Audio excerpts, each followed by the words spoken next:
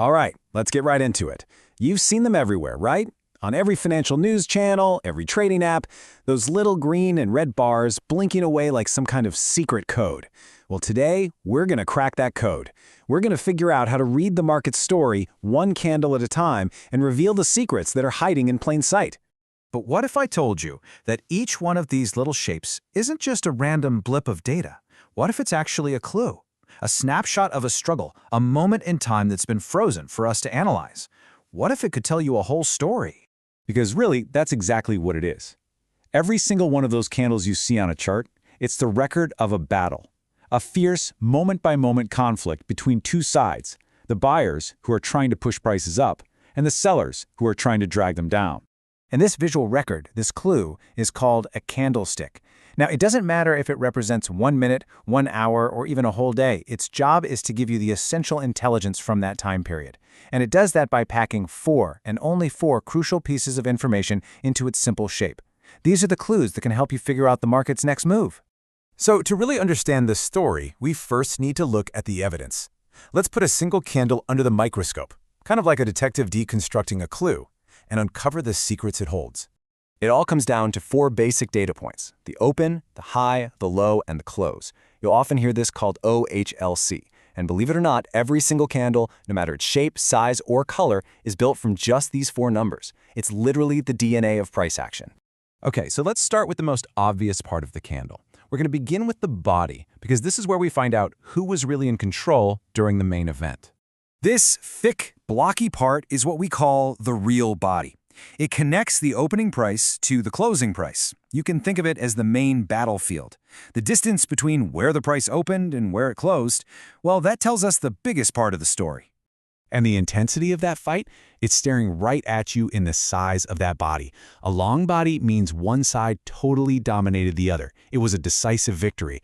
But a short, kind of squat body, that tells you the fight was much closer, maybe a period of indecision. So the body size is our first real clue about momentum. Now, let's get to the plot twists. If the body is the main story, then the wicks are the dramatic moments. They're the points where one side made a really bold move, only to get pushed right back. These thin lines, which some people call shadows, they show you the absolute highest and lowest prices that were reached during that trading period. They show us just how far the battle stretched, venturing into territory that ultimately couldn't be held by the end of the period. So, what's the story here? Well, a long wick sticking out the top means buyers tried to push the price way up, but sellers came in and forcefully rejected them, slamming the price back down. On the flip side, a long lower wick tells us that sellers tried to crash the price, but buyers stepped in with huge pressure, pushing it right back up. These wicks are pure, clear evidence of price rejection. Okay, so we've looked at the intensity and the extremes of the battle. Now it's time for the final and, frankly, the simplest clue of all, the verdict. Who actually won? The color tells you everything you need to know in a split second.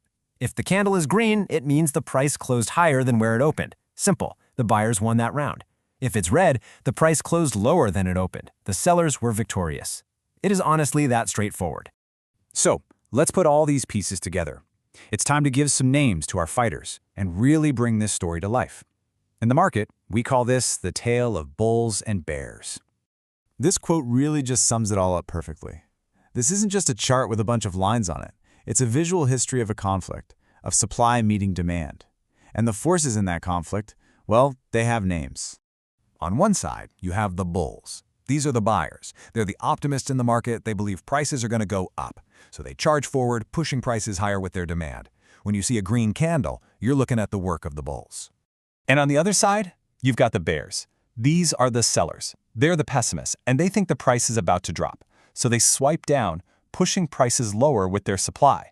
A red candle is a clear sign that the bears were in control. So how do you put this all together when you're looking at a chart? It's a simple 3-step investigation. First, you check the color. Who won? Green for bulls, red for bears. Second, you examine the body. Just how decisive was that win? And third, you inspect the wicks. Where did the biggest struggles and rejections happen? By understanding just one single candle, you've learned how to read a single battle in the constant war for price. But here's the thing, these battles don't happen in a vacuum. They form patterns. They tell much bigger stories. They can reveal the strategy of the entire war. So the question is, now that you can read the clues, Are you ready to solve the case?